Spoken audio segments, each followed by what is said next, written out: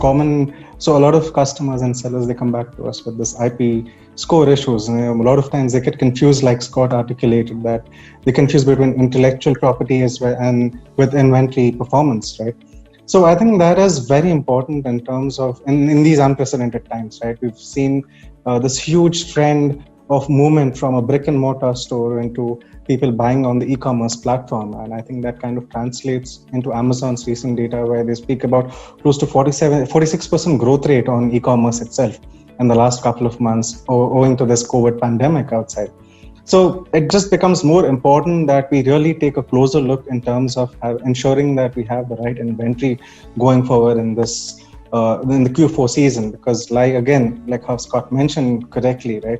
This is the peak season. It's the peak purge, like how Scott mentioned, in terms of how customers really tend to buy because it's the gifting season. You have Halloween, you have the Black Friday, you have Christmas, you have a lot of festive seasons coming in the last quarter, and people really do a lot of buying and shopping in terms of either gifting it or just we've also seen a trend where in a couple of weeks before the season starts off, there is a slight dip in sales because people are then just trying to plan out their purchases and they just want to wait for the offers that are launched during these holiday seasons.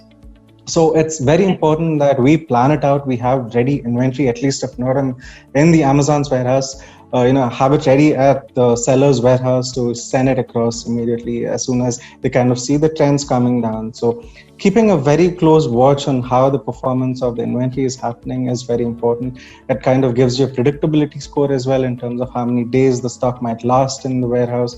So once we have all these metrics sorted out, and we should really be keeping a close eye on them on every single day, just so we don't miss out on those sudden unusual spikes in terms of orders that are coming our way. But we need to be really prepared in terms of managing those spikes, because it doesn't really make sense just overflooding Amazon's warehouse. And during these times, even Amazon is really gearing up to ensure they don't manage overstocks, because then there'll be less stock for other essential goods as well.